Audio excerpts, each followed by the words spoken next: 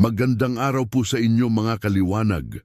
Kumusta ang naging Pasko nyo kahapon? Sana ay naging masaya at masagana ang inyong pagdiriwang ng Pasko. Kaya ako gumagawa ng video na ito ngayon kasi gusto ko lang dagdagan ang sinabi ko kahapon tungkol sa nangyari nga sa pagbili ko ng donut sa Dunkin' Donut. Pagkatapos kasi ng pangyayaring yon, hindi natuloy kami ng misis ko nakabili ng mga 3 bote ng beer at kalahating dosenang donut dahil nga na bad trip kami ika nga. Kaya yon, umuwi na lang kami sa bahay nang walang nabili na kahit ano.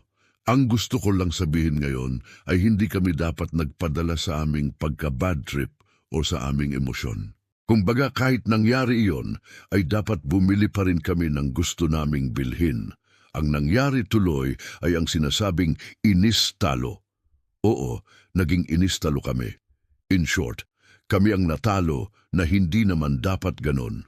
Iyan ang gusto kong iparating sa video na ito sa inyo mga kaliwanag, na kung may mga pangyayaring ganon, dapat tayo pa rin ang masusunod at hindi tayo magpapatalo sa ating mga emosyon. Alam ko mahirap gawin, pero kailangan gawin kung gusto nating maging matatag at malaya sa ating buhay. Kasi kung palagi na lang magpapatalo tayo sa ating emosyon, anong mangyayari sa atin? Palagi na lang tayo talunan o inistalo. Sabi nga ang mga circumstances ay hindi dapat magdikta kung ano ang mangyayari sa loob natin. Tayo dapat ang magdidikta kung ano ang dapat mangyayari sa loob natin. Pag nagawa natin yon ay maroon na tayong freedom o kalayaan. Sabi nga ni Stephen Covey, decisions, not circumstances, define an individual. At ito pa, sabi rin ni Marcus Aurelius that power resides in one's mind, not in external events. Ang ganda, di ba? Oo nga naman. Nasa atin ang kapangyarihan sa ating isip at hindi ang external events. Ang pagpapasya natin ang nagde-define kung sino tayo bilang tao at hindi ang circumstances o kung ano ang nangyayari sa kapaligiran.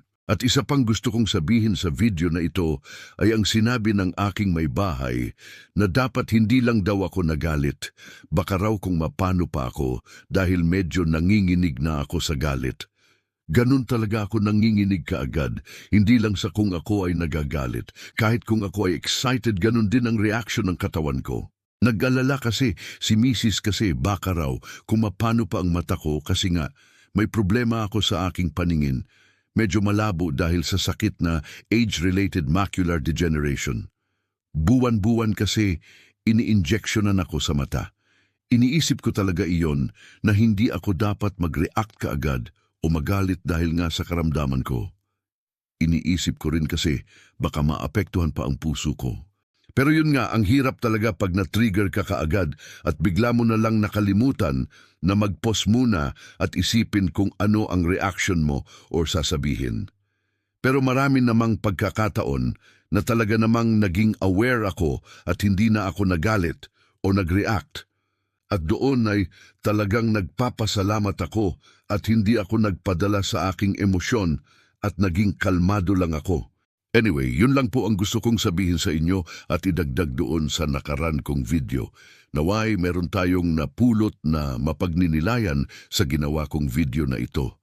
Kayo po, meron ba kayong ganitong mga karanasan? Paki-comment lang po sa ibaba. Maraming salamat po at God bless. Hanggang sa susunod, ingat po kayo.